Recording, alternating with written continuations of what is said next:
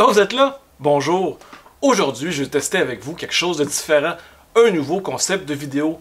Ça va être une espèce de magazine culturel sur Montréal. Je vais vous présenter 5 choses par semaine. Donc, j'appelle ça le Montréal Hebdo parce que je vais en faire un à chaque semaine. Donc, première chose, je vais parler d'un film. Je vais ensuite plugger une chaîne YouTube que j'aime.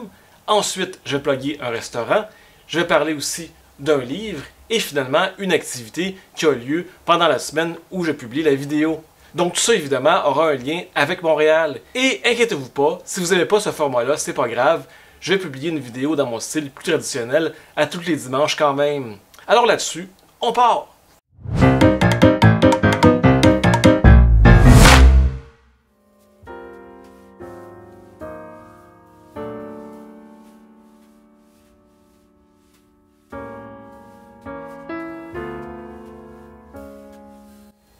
Jésus de Montréal a été réalisé par Denis Arcand en 1989.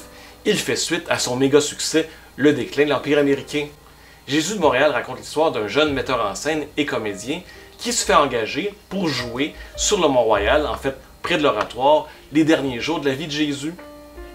Le comédien va prendre des libertés, va faire une œuvre vraiment artistique, il va essayer de passer un message à travers cette pièce, ce qui ne fera pas l'affaire de tout le monde, bien entendu.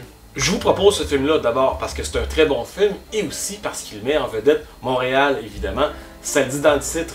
D'ailleurs, le Jésus de la pièce se fera crucifier directement sur le Mont-Royal. Et c'est Lothar Bluteau qui joue le rôle de Jésus.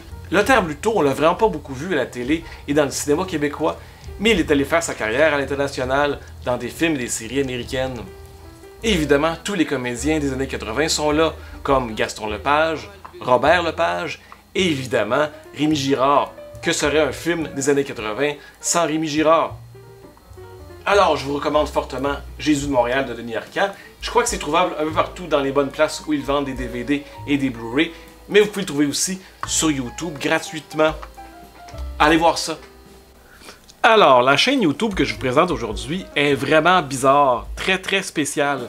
C'est un gars que j'ai rencontré dans le métro qui voulait que je plug sa chaîne et je la trouve quand même assez intéressante.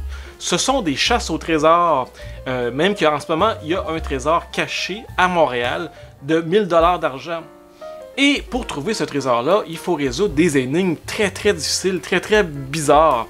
Et moi, c'est pas vraiment mon genre, mais je vous conseille d'aller voir quand même les quelques vidéos pour l'énigme actuelle. Peut-être que vous allez être une intelligence supérieure à la mienne et aller comprendre c'est quoi ces énigmes-là. En tout cas, moi je trouve ça vraiment spécial et vraiment bizarre, donc Phase 6, allez voir ça.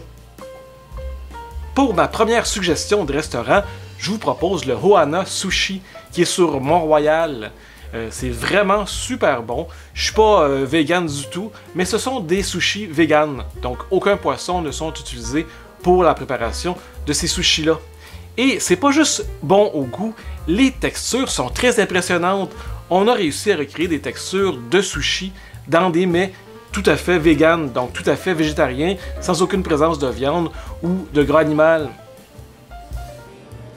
En plus, ces sushis-là sont super beaux. Je vous conseille vraiment Ohana Sushi sur Mont-Royal, pas très loin de la rue Saint-Denis. Focus, c'est de la misère.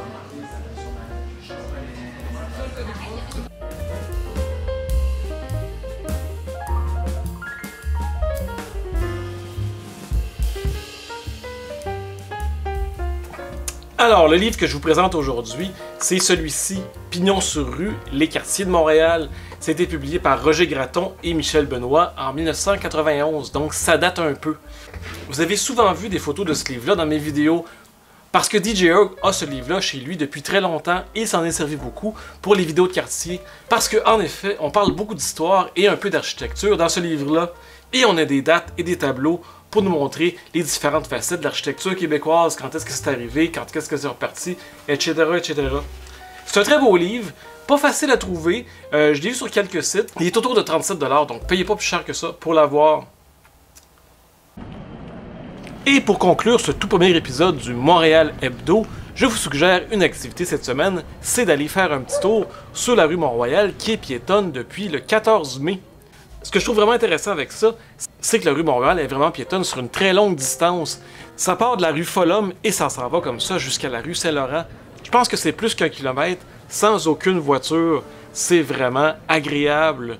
la rue reprend sa dimension humaine et on installe sur la rue toutes sortes de choses qui peuvent amuser les enfants. Pendant que vous et votre douce moitié savourent un verre sur une des nombreuses terrasses qui se sont installées directement dans la rue. Et en plus, si vous passez par là dans les prochaines semaines, allez faire un petit tour au Hana Sushi. Je suis sûr que ça va leur faire très plaisir de vous voir. Alors, j'espère que ce format-là vous plaît. Si vous pensez que j'ai des choses à améliorer, écrivez-les dans les commentaires. Et si vous avez aimé, comme d'habitude, un petit pouce en l'air en bas de la vidéo, abonnez-vous si ce n'est pas encore déjà fait. Comme je vous dis, je devrais faire une vidéo comme ça à chaque semaine. Alors, on se dit à très bientôt!